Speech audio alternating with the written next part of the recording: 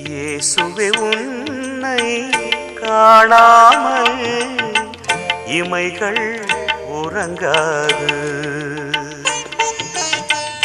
இயேசுவே உன்னை காணாமல் இமைகள் உறங்காது.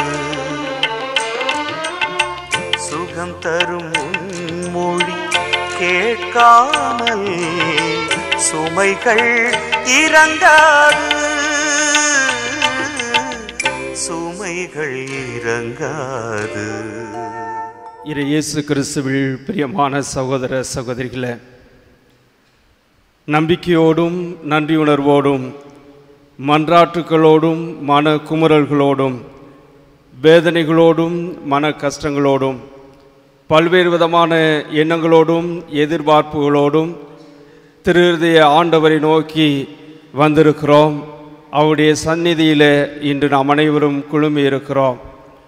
நாம் எந்த நிலையில் இருந்தாலும் திருஹிருதய ஆண்டவர் நமக்கு அவருடைய அருளையும் ஆசிரியையும் அதே நிலையிலிருந்து நம்மோடு உடன் பயணித்து நம்மை வழிநடத்த சிறப்பாக ஜெபிப்போம். அருள் தந்தைகளோடு இணைந்து உங்கள் ஒவ்வொருவருக்காகவும் இன்று நான் சிறப்பாக ஜெபிக்கிறேன்.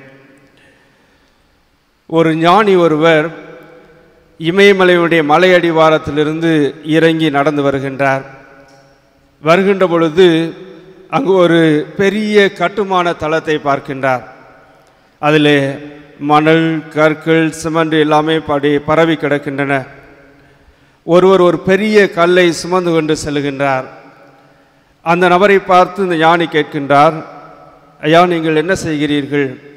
அவர் கூறுகின்றார், இந்த ஒரு சான் வயிற்றுக்காக நாள் முழுவதும் நாம் கஷ்டப்பட்டு உழைக்க வேண்டியிருக்கிறது.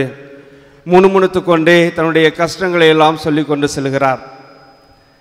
சிறிது தூரம் இந்த ஞானி திரும்பவும் நடந்து செல்கின்றார். வேறொருவர் அதே விதமான ஒரு கல்லை தூக்கி கொண்டு சுமந்து கொண்டு செல்கின்றார். அவரை பார்த்தும் அதே கேள்வி எழுப்புகின்றார், ஐயா, நீங்கள் என்ன செய்து கொண்டிருக்கிறீர்கள்? அவர் கூறுகின்றார், நாங்கள் ஒரு பெரிய சுவர் ஒன்றை கட்டி கொண்டிருக்கிறோம் என்று கூறுகின்றார். இன்னும் சிறிது தூரம் அவர் நடந்து செல்கின்ற பொழுது அதே கட்டுமான தளத்தில் மற்றொருவரும் அதே வேலையை செய்து கொண்டிருக்கின்றார். ஒரு கல்லை சுமந்து கொண்டு செல்கின்றார். அவரை பார்த்தும் அதே கேள்வியை கேட்கின்றார். அப்பொழுது அவர் கூறுகின்றார், நாங்கள் இந்த இடத்துல ஒரு பெரிய பசிலிக்கா ஒன்றை கட்டுகிறோம். இந்த இடத்துல ஒரு பெரிய பசிலிக்கா என்று சொல்கின்ற பொழுது ஆசியாவிலே மிகப்பெரிய பசிலிக்காவாக இந்த ஒரு பசிலிக்கா தான் எதிர்காலத்தில் விளங்கும். இதனுடைய உட்பகுதியில் நாங்கள் இடதுபுறமாக இயேசுடைய வாழ்க்கையில் நடந்த அனைத்து நிகழ்வுகளையும் இந்த ஆலயத்தில் இருப்பது போல இந்த டிண்டு கிளாஸஸ், இந்த கண்ணாடிகளில் ஒரு பகுதியில் நாங்கள் வைக்க இருக்கிறோம். மற்றொரு பகுதியில் அன்னை மரியாளுடைய அந்த ஜெபமாலையில் வரைக்கூடிய அத்தனை மறை நிகழ்வுகளையும் நாங்கள் பதிக்க இருக்கிறோம். ஆலயத்திற்கு முன்புறமாக ஒரு புறத்தில் திருஹிருதய ஆண்டவருடைய உருவத்தையும், மறுபக்கத்தில் பிரான்ஸ் நாட்டிலே பரலிமோனியாலில் இந்த திருஹிருதய ஆண்டவர் காட்சி கொடுத்த மார்க்ரெத் ஆலாகோக் அவருடைய அந்த உருவத்தை அங்கு சித்தரிக்க இருக்கிறோம். இந்த ஆலயமானது 2 ஆண்டுகளுக்குள்ளாக கட்டி முடிக்கப்படும். அதற்கு பிறகு இதில் ஒரு ஆண்டிற்கு ஏறக்குறைய 2 மில்லியன், அப்படி என்றால் 20 லட்சம் பேர் இந்த ஆலயத்திற்கு வந்து செல்லக்கூடிய அளவில் பிரமாண்டமான ஒரு ஆலயத்தை நாங்கள் எழுப்ப இருக்கிறோம். இதன் பிறகு அதை சுற்றியுள்ள அந்த வளாகத்தில் பயணிகள் எல்லாம் வந்து தங்கக்கூடிய அளவிற்கு வசதிகள் எல்லாம் செய்து கொள்ள இருக்கிறோம் என்று தொடர்ந்து அடுக்கிக் கொண்டே போய் கொண்டிருந்தார். அமன் பார்ந்தவர்களே, இந்த 3 பேரும் ஒரே வேலையை தான் செய்தார்கள். ஆனால் அவருடைய மனநிலை வித்தியாசமாக இருந்தது. முதல் நபருடைய மனநிலை ஒரு குறுகிய மனநிலையாக இருந்தது. அவர் தன்னை மையப்படுத்திய ஒரு மனநிலையை கொண்டவராக இருந்தார். இரண்டாவது சற்று விரிந்த மனநிலையை கொண்டவராக இருக்கின்றார். ஏதோ ஒரு சுவர் ஒன்றை நாங்கள் கட்ட இருக்கிறோம். ஆனால் மூன்றாவதாக வந்த அந்த மனிதர் ஒரு பரந்த மனநிலை கொண்டவராக இருந்தார்.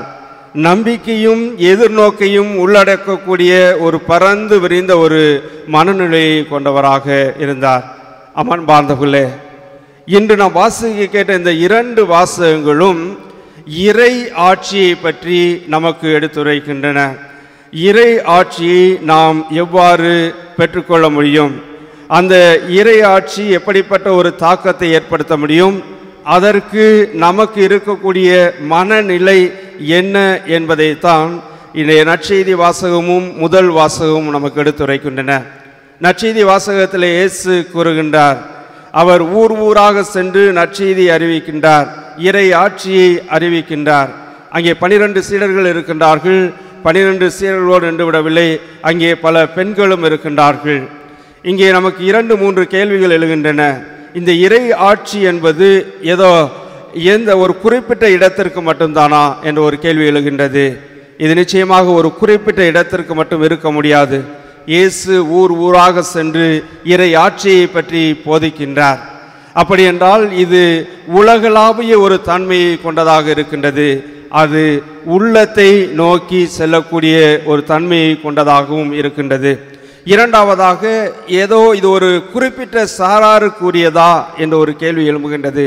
குறிப்பிட்ட சாராருக்குரியதாக இருந்தால் அந்த 12 சீடர்களோடு அது நின்று இருக்க வேண்டும். அதையும் தாண்டி எத்தனையோ பெண்கள் இயேசுவுக்கு பணிவிடை செய்கின்றார்கள். அதில் மகதலா மரியா, அவள் ஒரு பாவி. ஆனால் கிறிஸ்து உயிர் தெழுந்தபோது முதலாக அந்த காட்சியை கண்டவர் மகதலா மரியா, அவள் இருக்கின்றார். கூசாவின் மனைவி யோவன்னா இருக்கின்றார். அவர் ஒரு அரசவையிலே பணியாற்ற கொள்ளக்கூடிய தன்னுடைய கணவனை கொண்டவள். மூன்றாவதாக சூசன்னா, இவள் அறிமுகமாகாதவள். அப்படி என்றால் எல்லா நிலையில் உள்ளவர்களும் இந்த இறை ஆட்சியில் பங்கெடுக்கின்றார்கள். எல்லோருக்குமே இந்த இறை ஆட்சியில் ஒரு இடம் உண்டு. அந்த இறை ஆட்சியை நாம் தக்க வைத்து கொள்ள வேண்டுமென்றால் எப்படிப்பட்ட மனநிலை நமக்கு இருக்க வேண்டும் என்பதை இன்றைய முதல் வாசகத்தில் தூய பவுல் தீமோத்தேயுவுக்கு எழுதிய திருமுகத்தின் வழியாக தீமோத்தேயுவுக்கு ஒரு குழந்தைக்கு சொல்லிக் கொடுப்பதைப் போல மிக அழகாக அவருக்கு சொல்லிக் கொடுக்கின்றார். அப்போ குழந்தைக்கு முதல்ல ஏதாவது சொல்லிக் கொடுக்கணும்னா என்ன சொல்லுவோம்? இதை செய்யாத அப்படின்னு சொல்லுவோம். நெருப்பு அது சுடும், அதை தொடாத, இந்த பக்கம் போகாத, பள்ளமாக இருக்கு, கீழே விழுந்துருவ அப்படின்னு சொல்லுவோம். அதற்கு பிறகுதான் என்ன செய்ய வேண்டும் என்று சொல்லுவோம். அதே போன்றுதான் தூய பவுல் தீமோத்தேயுவுக்கு சொல்லிக் கொடுக்கின்றார். நீ எதை செய்யக்கூடாது? ஒன்று, நீ கிறிஸ்துவை மையப்படுத்தாதவர்களுடைய வார்த்தைகளுக்கும் போதனைகளுக்கும் முக்கியத்துவம் கொடுக்கக்கூடாது. காரணம், அவர்கள் தன்னை மையப்படுத்தக்கூடியவர்கள், தற்பன்மையை பாராட்டக்கூடியவர்கள், அவர்கள் போட்டி மனப்பான்மை கொண்டிருக்கக்கூடியவர்கள், அவர்கள் உண்மையை இழந்தவர்கள் என்று தூய பவுல் கூறுகின்றார். உண்மை என்பது என்ன? கிறிஸ்து. அவர்கள் கிறிஸ்துவை மையப்படுத்தாத ஒரு வாழ்வு வாழக்கூடியவர்கள். ஆகையினால அவர்களுக்கு நீ செவிமடுக்க தேவையில்லை. இரண்டாவது தூய பவுல் கூறுவது, ஆசையே எல்லா தீமைகளுக்கும் ஆணிவேர். புத்தர் கூட சொல்வார், துன்பத்திற்கு காரணம் ஆசையே என்று கூறுவார். இன்றைக்கு பல நேரங்களில் நம்முடைய குடும்பங்களில் பார்த்தோம்னா நம்முடைய தேவைகளை தீர்மானிப்பது என்ன? நம்முடைய தேவைகளை தீர்மானிப்பது பக்கத்து வீட்டுக்காரங்களாக தான் இருக்கும். பக்கத்து வீட்டுக்காரங்க ஒரு 2 வீலர் வாங்கினா நானும் வாங்கணும். பக்கத்து வீட்டுக்காரர் ஒரு கார் வாங்கினா நானும் வாங்கணும். பக்கத்து வீட்டுக்காரர் ஒரு வீடு கட்டினா நானும் வீடு கட்டணும். சில நேரங்களில் பக்கத்து வீட்டுக்காரர்கள் நம்முடைய தேவைகளை தீர்மானிக்கின்றார்கள். நாம் பேராசையின் காரணமாக ஒரு செயலை செய்கின்ற பொழுது துன்பத்திற்கு உள்ளாகிறோம். அதுதான் சொல்கிறார், ஆசையே எல்லா விதமான தீமைகளுக்கும் காரணம், துன்பங்களுக்கும் காரணம். அது நம்மை துன்பத்திற்கு ஆளாக்கி விடுகின்றது. இதற்கு மாறாக நீங்கள் இறை ஆட்சிக்கு உட்பட வேண்டுமென்றால் 3 மனநிலை கொண்டவர்களாக இருக்க வேண்டும் என்று தூய பவுல் நமக்கு கூறுகின்றார். ஒன்று, இறை பற்று கொண்டவர்களாக இருக்க வேண்டும். இறை பற்று கொண்டவர்களாக இருக்க பொழுது அந்த இறைவன் மீது கொண்டிருக்கக்கூடிய பற்றுதான் மிக சிறந்த ஒரு செல்வமாக நமக்கு இருக்க முடியும் என்று கூறுகின்றார். 2 நாளைக்கு முன்பாக புனித பிரான்சிஸ் அசியாருடைய 5 காய வரம் பெற்ற திருவிழாவை நாம் கொண்டாடினோம், 17ஆம் தேதி. அவர் புனித பிரான்சிஸ் அசியார் மறு கிறிஸ்து என்று அழைக்கப்படுகிறார். புனித பொனவெஞ்சர் இந்த பிரான்சிஸ் அசியாரை பற்றி சொல்வார், இவர் 2 காரியங்களுக்காக இறைவனிடத்தில் இவர் தொடர்ந்து வேண்டி வந்தார். ஒன்று, அவர் இயேசு அனுபவித்த, இயேசுவுக்கு கிடைத்த அந்த 5 காயங்களையும் தன்னுடைய உடம்பிலே அப்படியே பெற்றுக்கொள்ள வேண்டும். இரண்டாவதாக, இயேசு இந்த 5 காயங்களையும் தன்னுடைய உடலிலே பெற்றுக்கொண்ட பொழுது அவருக்கு இருந்த மனநிலை, எந்த ஒரு அன்போடு அந்த துன்பங்களை அவர் அனுபவித்தாரோ, தந்தைக்காக, தந்தையுடைய திட்டத்தை நிறைவேற்றுவதற்காக எந்த ஒரு அன்போடு அதை ஏற்றுக்கொண்டாரோ, அதே ஒரு மனநிலை தனக்கும் கிடைக்க வேண்டும். அந்த அன்பை சுவைக்கக்கூடிய ஒரு பாக்கியம் தனக்கும் கிடைக்க வேண்டும் என்று வேண்டிக் கொண்டார். அதனால தான் திருச்சிலுவையினுடைய விழாவை கொண்டாடக்கூடிய அன்றைய நாளில், அதாவது அவர் இறப்பதற்கு 2 ஆண்டுகளுக்கு முன்பாக 1226வது ஆண்டிலே அவர் இறந்தார். 1224வது ஆண்டிலே அவருக்கு இந்த 5 காய வரம் பெற்றது. அதுதான் கடந்த ஆண்டு 800வது ஆண்டினுடைய நினைவை கொண்டாடினோம். அப்போ அவருக்கு கிடைத்தது இந்த 5 காய வரம். கிறிஸ்து எந்த அளவிற்கு துன்பத்தை ஏற்றுக்கொண்டாரோ, அதே துன்பத்தை தன்னுடைய உடலிலே அவர் ஏற்றுக்கொண்டார், அதை அனுபவித்தார். ஆகையினாலே அவர் மறு கிறிஸ்து என்று அழைக்கப்பட்டார்.